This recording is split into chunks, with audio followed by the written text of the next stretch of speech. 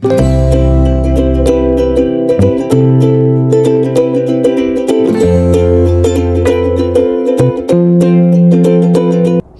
রকম গল্প শুনতে আমাদের চ্যানেলটি সাবস্ক্রাইব করে পাশে থাকুন। Welcome back. আমি অমিত এই মুহূর্তে আপনাদের সাথে আছি। যদি আপনাদের কোনো গল্প শুনতে ইচ্ছা হয় তাহলে আমায় কমেন্ট করে জানাবেন। আমি চেষ্টা করব আপনাদেরকে গল্পটি শোনানোর। আজকের গল্প ভয়ানক নরক। চলুন তাহলে গল্পটি শুরু করা যাক। কালু আর আমি ছোটবেলা থেকেই খুব ভালো বন্ধু ছিলাম। বিপদে আপদে একে অপরের পাশে ছিলাম। এমন কোনো দুষ্টুমি ছিল না যা আমরা করিনি। তবে হ্যাঁ, আমরা কারো ক্ষতি করতাম না। যে দুষ্টুমিটা আমরা সবচেয়ে বেশি করতাম তা হলো ভূত সেজে লোকজনকে ভয় দেখানো। গ্রামে রটেই গিয়েছিল এলাকায় ভূতে বাসা বেঁধেছে। আমরা এসব শুনে চুপি চুপি হাসতাম। এভাবে খুব মজাতেই ছিলাম আমরা। একদিন আমরা মামার বাড়িতে একটা বিয়ের অনুষ্ঠানের কথা ঠিক হলো। কালু আমার সব সময়কার বন্ধু, তাই কালুকেও বললাম আমার সাথে যেতে। প্রথমে অবশ্য কিছুটা ইতস্তত করলেও পরে রাজি হয়ে গেল। নির্দিষ্ট দিনে বাসার সবাই রওনা দিল মামার বাড়ি যাওয়ার পথে। পথে যেতে যেতে তেমন কিছু দুষ্টুমি করতে পারিনি, কারণ মা পাশেই ছিল। বিয়ে বাড়িতে অনেক লোকজন, খুব ভালোই লাগছিল। দুপুরে খাওয়ার ব্যবস্থা করা হলো। বেশ খেলাম আমরা দুজনেই। মা নাকি কয়দিন ধরে মামার বাড়িতে বেড়াবে, তাই আমি আর কালু একাই গ্রামে ফিরে আসবো বলে ঠিক করলাম। কারণ মামার বাড়িতে দুষ্টুমি করে সুবিধা করা যাবে না। মাকে বলার সাথে সাথেই মা রাজি হয়ে গেলেন। বললেন, তবে বাড়িতেই ফিরে যা। যে বদমাইশ তোরা করিস এখানে তা করতে পারবি না। মা যে কিভাবে আমাদের মনের কথা এত সুন্দরভাবে বোঝেন তা জানি না। আবার সাথে যাতায়াত ভাড়াও দিয়ে দিলেন। বিকেলবেলায় বের হলাম মামার বাড়ি থেকে। পথে যেতে যেতে ঠিক করলাম বাসে অথবা সিএনজিতে গেলে মা যে টাকা দিয়েছে সেটা প্রায় শেষ হয়ে যাবে। আর এগুলোতে না গিয়ে যদি টাকা বাঁচানো যায় তবে আমরা দুজন মিলে আরও মজা করতে পারবো। ঠিক করলাম ট্রেনে করেই যাব। টিকিট না কেটে যদি টাকা বাঁচানো যায় তবে তো খেলা শেষ। স্টেশনে যেতে না যেতেই একটা ট্রেন ছেড়ে দিল। দৌড়ে গিয়েও ধরতে পারলাম না। অফিসে গিয়ে পরের ট্রেন কয়টার জানতে চাইলাম।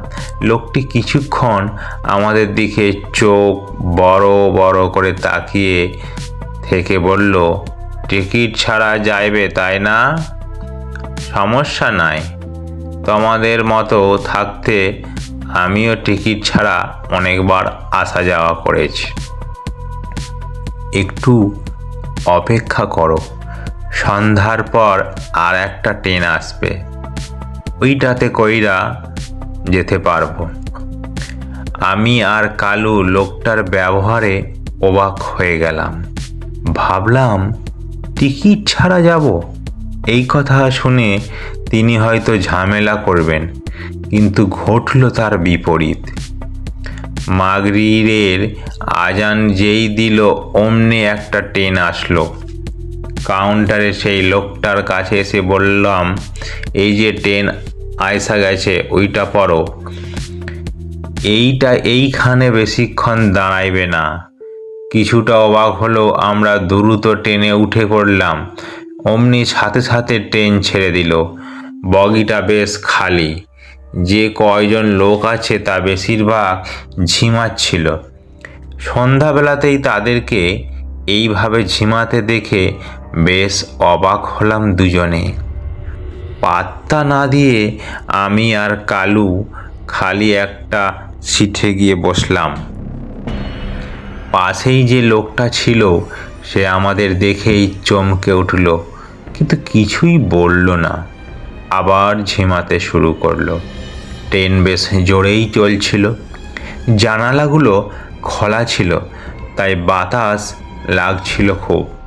এমন সময় হঠাৎ করে পুরো ট্রেনটা ভীষণ জোরে একটা ঝাঁকুনি খেলো।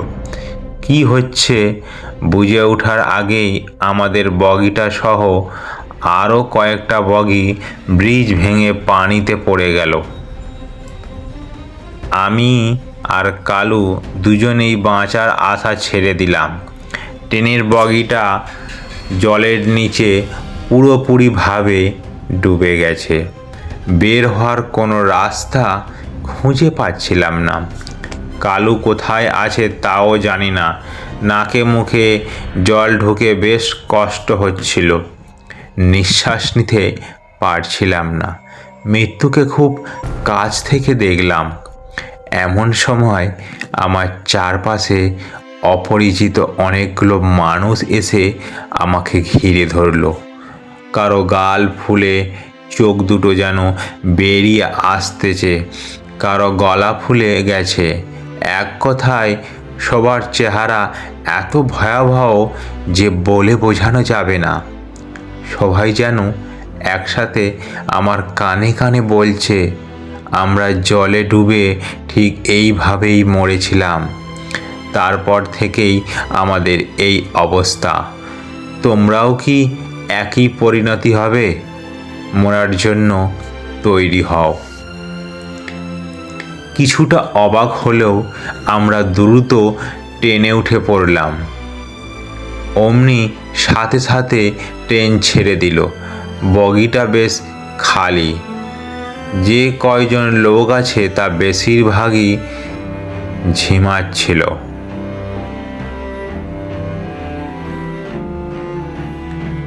আমার চারপাশে অন্ধকার হয়ে গেল। জ্ঞান ফিরে দেখি আমি আর কালু একটা বাসের সিটে পাশাপাশি বসে আছি। পুরো শরীর ভেজা।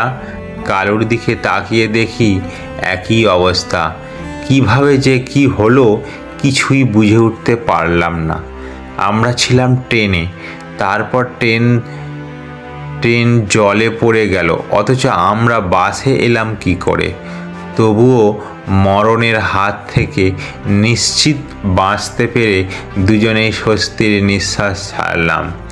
জলের নিচে আমার সাথে যা যা হয়েছে কালুর মুখেও একই ঘটনা শুনলাম। এটা কিভাবে সম্ভব? এই দুনিয়ায় সবই সম্ভব। পাশে তাকিয়ে দেখি সেই লোকটা যাকে আমরা ট্রেন স্টেশনের টিকিট কাউন্টারে দেখেছিলাম। লোকটা আমাদের দিকে তাকিয়ে হাসতে হাসতে বলল, সবই সম্ভব বাবারা, সবই সম্ভব।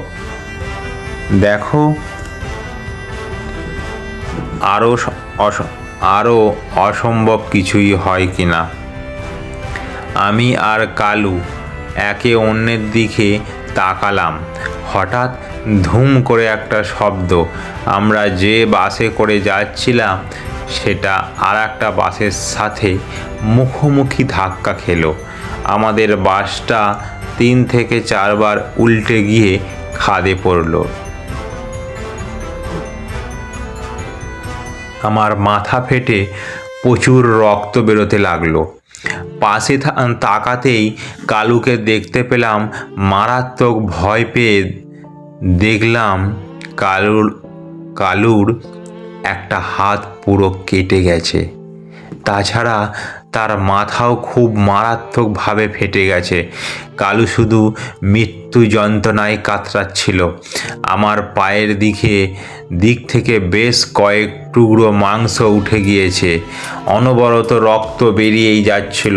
অসহ্য যন্ত্রণা হচ্ছিল পুরো শরীরে।